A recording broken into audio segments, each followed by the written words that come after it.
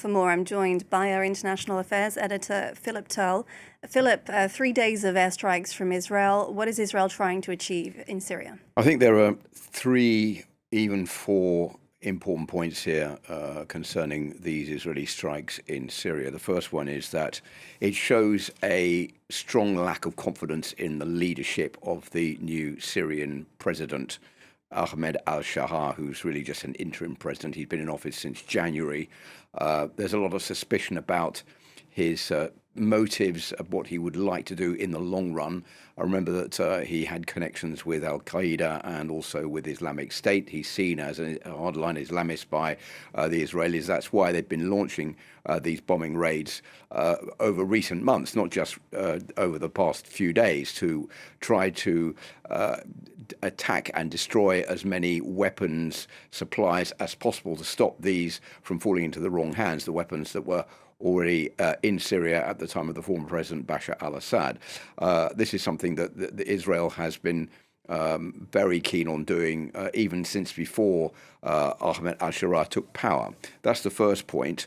The second point is basically, I think, also to deflect attention away from the situation in Israel itself, from the war in Gaza, from the fact there's no ceasefire, from criticism of Benjamin Netanyahu within his own administration, the withdrawal of two parties there, the ultra-Orthodox parties, Shas and United Torah Judaism, who've withdrawn from the government over conscription for Orthodox Jews. That's put Benjamin Netanyahu in more of a precarious position with only a 61% majority in the 120-seat Knesset.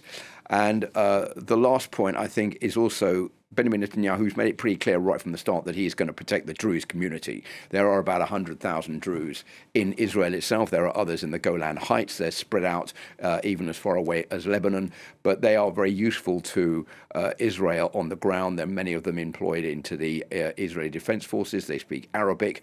He wants to protect the Druze along the border with Syria because he's worried that this border could also come under attack, and that's why he's determined that the action he's taking is to protect the Druze community. So, Philip, remind us of how all of this started. Well, it all blew up last week. There's a lot of tension in this region of Syria, basically because the Druze are Shia Muslim and the Bedouins with whom they don't see eye to eye are Sunni Muslims. Sunni Muslims who the Druze believe are more closely linked with the ruling powers in Damascus. And that's why they feel more under threat now as a result of the change of presidents, the change of regime in Syria. This all blew up because of the kidnapping of a Druze shopkeeper by Bedouins on Sunday. The government then sent in troops to re-establish security, but what they did was to round up Druze and to make some Druze men shave off their beards as a mark of retortion, which is something that they find extremely humiliating and led them to wonder whether or not there was a superior motive in this to try to take control of Sweida, the town where they are based. It appears that the situation has now calmed down, but over the past few days we've seen executions, pillaging, houses being burnt down, the town placed under a curfew. So a lot of suspicion about what is going on. As far as the leadership in Damascus is concerned, they have made it patently clear they're not involved in any attempt to try to clamp down on the Druze militia. They want all the country to remain united, and said that even though there were attacks early this year against Alawites who were linked to the former president Bashar al-Assad, this was not something that was fomented by the government in Damascus and was the work of other independent militia. So that is the situation as it is right now. As far as the Druze are concerned, as I was saying, they are an offshoot of Shia Islam. They account for about 3% of the total population of Syria. So what has the international reaction been? Quite alarming right the way across the board. The US Secretary of State Marco Rubio has been talking. He was in the Oval Office last night with Donald Trump.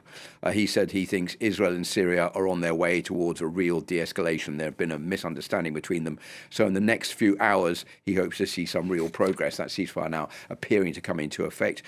Turkey has called the Israeli airstrikes an act of sabotage. Lebanon Prime Minister Nawaf Salam saying this was a flagrant violation of Syria's sovereignty and a breach of the most basic principles of international law. In Iraq, the foreign ministry says it rejects the endangering of Syrian lives and the intensification of their humanitarian suffering. And a reaction from China this morning saying the actions which escalate the turbulent situation in the Middle East should not be taken, in reference to Israel's bombing raids. But as I was saying, this shows a defiance of the Israelis towards the leadership in Syria. This is exactly the opposite of what we're seeing in the United States, for example, which has been much more lenient and open to the new Syrian leadership, taking away sanctions that were imposed on Bashar al-Assad, trying to encourage them to reunite Syria. This is not the point of view of the authorities in neighboring Israel. All right, Philipe Turle, thank you very much for that analysis.